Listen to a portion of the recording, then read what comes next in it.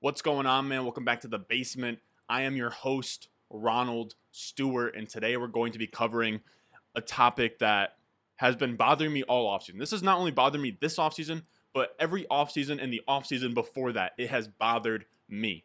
I cannot stand when people go out here on the Twitter streets, in your league chat, they're like, player X, he's just burned me too many times. I can't draft him this year. I can't draft Joe Mixon. He's disappointed me in the past. He burned my championship potential in 2018, and I just can't do it again. And what I keep on coming back to is I focus on the player and what they can do for me this season, and not what have you done for me lately. I hate this kind of idea in fantasy football where people just they want to have the proven veterans. They want to see it before. They want to see it be done before by the player. The thing is, when you hit on that big league winner, you win a league, it's because you saw something that nobody else did. Like Christian McCaffrey going into a second year, becoming an absolute superstar. Nobody else saw it. You had to just go out on a limb and do that. And there's no magical curse for these players to underperform for fantasy in like perpetuity. So today we're going to sit down and break down the numbers and prove to you why I have this mindset where I don't care what you've done in the past. I don't care that you've burned me. I will say no to fantasy PTSD, and I will draft you again if I like your situation and I like your talent in the current year. So we're going to break down the numbers and we're going to prove why that is the case. Now, before I keep on rambling, let's go.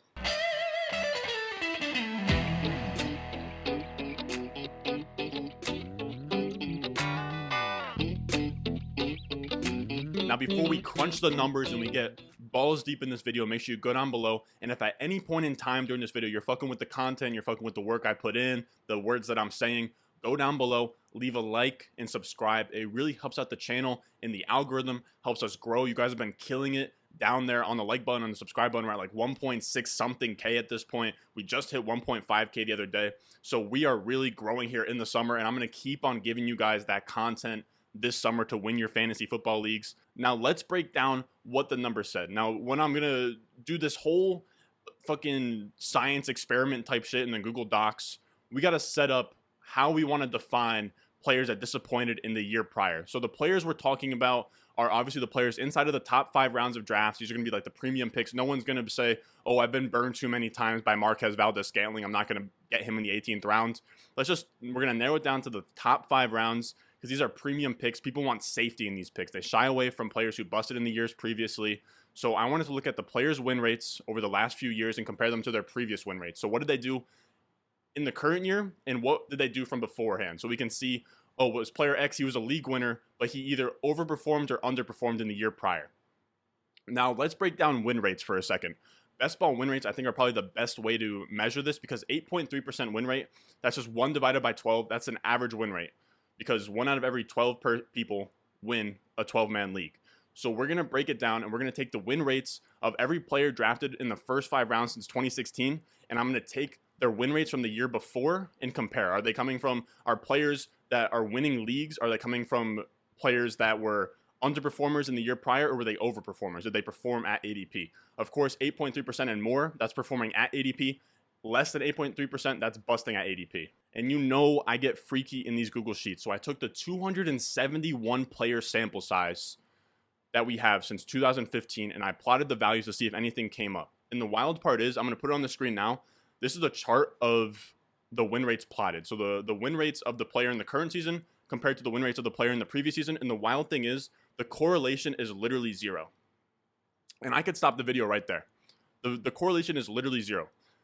This means a player's ability to be a league winner, to perform at ADP, has no correlation to what he did in the previous season. If he busted for you in the previous season, he has just as likely a chance of overperforming or performing at ADP for you in the next season. So this means that every player we look at should be with a clean slate. Let's put away the way that he's burned you in the past. I know that Joe Mixon has cost you a couple dollars, but no, it doesn't matter in the long run. And let's just dig a little bit deeper, because I think that is very good on the surface level. That's something definitive. We now know win rates from the previous years to current years, they don't matter. They don't correlate. They're nothing that we should be looking at. We shouldn't be looking at previous years' win rates to determine who we should be drafting in 2021. So I decided let's dig a little bit deeper on the spectrum with some buckets. Buckets are a great thing to put numbers inside of.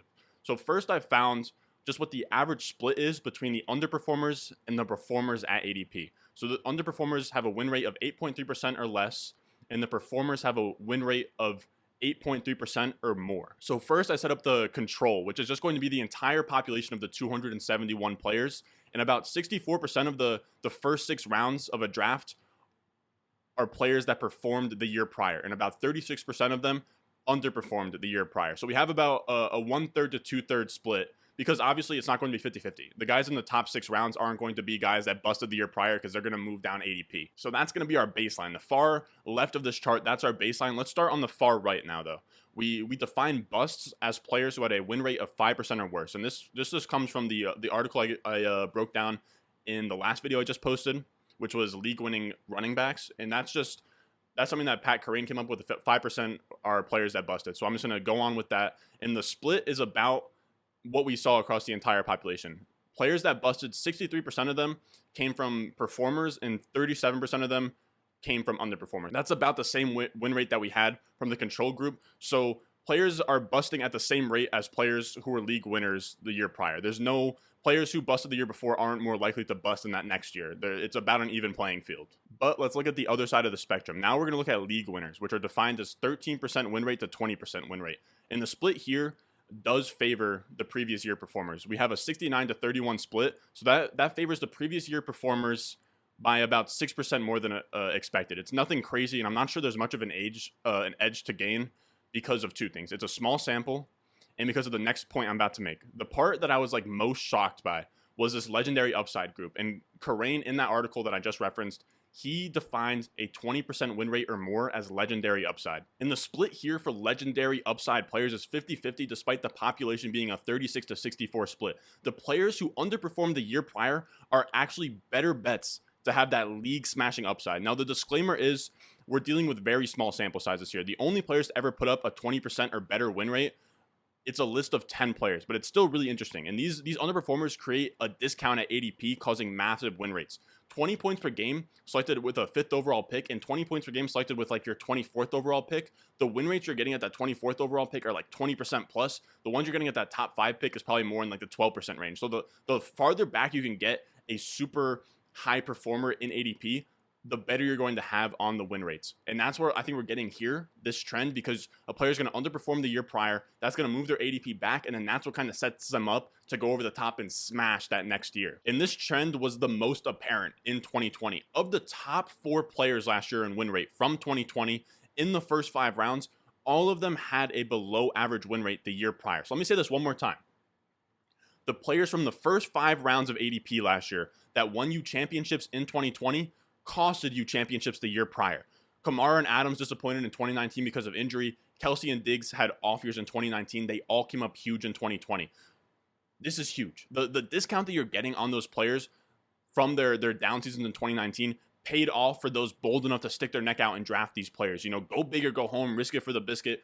I'm telling you guys, do not be scared to draft these players that disappointed the year prior, because you're probably getting a value at ADP. That's what we saw with a lot of these players. Now, I will take a step back and say that 2020 was a weird year. If you take out 2020, only 2 out of 7 legendary win rates came from underperformers in the previous years. None of them came between 2018 and 2019. That, in my opinion, this kind of just speaks to how dominant Christian McCaffrey is. But the interesting part is that if you zoom out and look at it, 80% of the underperformers who became legendary performers came from outside of the first round. So I think there's something to this little trend that we're seeing, because I think there's something there for identifying that next Todd Gurley. Remember, Todd Gurley was a stud in his first season. He comes out the next season, he's drafted like a top 5 overall pick, and he underperforms because he had Jared Goff at quarterback in year 1.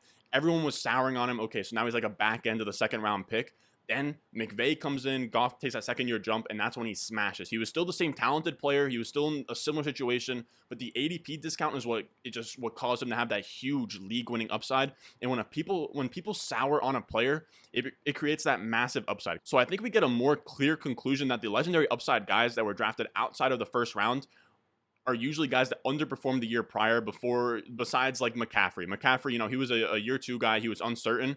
But outside of that, the 4 other players to come outside of the first round that were also 20% or better win rate players, came from underperforming seasons the year prior. So expect a part 2 where I dive into some of these bounce back candidates with legendary upside for this year that are drafted in that second round range area, because that's really interesting that we're getting guys that are hitting those legendary upside rates coming from underperforming seasons. Now this brings us to the verdict. What can we kind of draw from this video, from all of the research I put in the past couple days? And there's one thing for certain: do not sour on players because they left a sour taste in your mouth. They fucking burned you last year. They cost you a championship, even though you probably weren't going to make the playoffs anyways.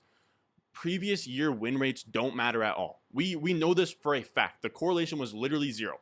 And I ran it again. It was like 0.0003. That's why it didn't come up with any type of number on the trend line. It literally has nothing to do with what a player is going to do in the current year. Their previous year win rates, of if they busted for your team, if they caused you to miss out playoffs, it does not matter. We found that players who underperformed the year before have just as good a chance to perform at ADP in the next year. And that's the single most important takeaway from this. Do not fade a player because he burned you last year. If he's talented and he's in a good situation, we should be drafting that player.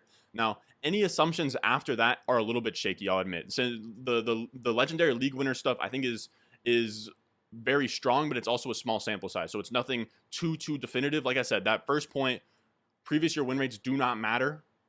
Stop fading players that burned you. That's the biggest takeaway, but I think there is something there that I'm going to dive into on another video, where I think that we can kind of see the unlikely league just like set on fire type players, 20% plus win rate. I'm going to look into it a little bit more, and whenever this comes out, I'm going to follow this up with 2 more videos on my favorite bounce back candidates. I'm going to probably involve 1 or 2 guys in those videos that I think have the situation where they underperform the ADP and they can hit that 20% or more legendary upside. So we're going to break down probably my favorite bounce back running backs, favorite bounce back wide receivers, and that's the video. Let me know before I even make that video who your favorite bounce back wide receivers and running backs are in the comments down below. And while you're down there, make sure you join the Discord. We got all the homies in that chat. We're actually doing a little bit of like a live event right now where I don't really have a name for what I want to call you guys. You know what I mean? I don't know, like the basement squad, the basement bunch, the basement dwellers. I think that one's kind of, I don't know. I think that one's not great, but I don't know. Something with the basement, something with just like the channel's vibe. I think that's like if I could call you guys something, I think that'd be dope. On top of that, I love making these videos where like I get to sit down and do like legit research. I kind of feel like I'm actually doing something out here. You know what I mean? I kind of want to come with these like high quality research type videos with you guys, probably like once or twice a week, because I don't love the idea of just putting the camera on, you know, let's cover the Bengals today. Let's do a Bengals breakdown. And then I just kind of ramble in front of the camera and talk about the Bengals. Even though I've never produced a video like that, I want to start getting more, you know, I want to really give you guys that good information that you can't get from anywhere else. So let me know if you guys like these kinds of videos in the comments down below. Make sure you smash the like button if you fucked with this video. And yeah, man, you can follow me at RonStore_ on Twitter. And I'll see you guys in the next one.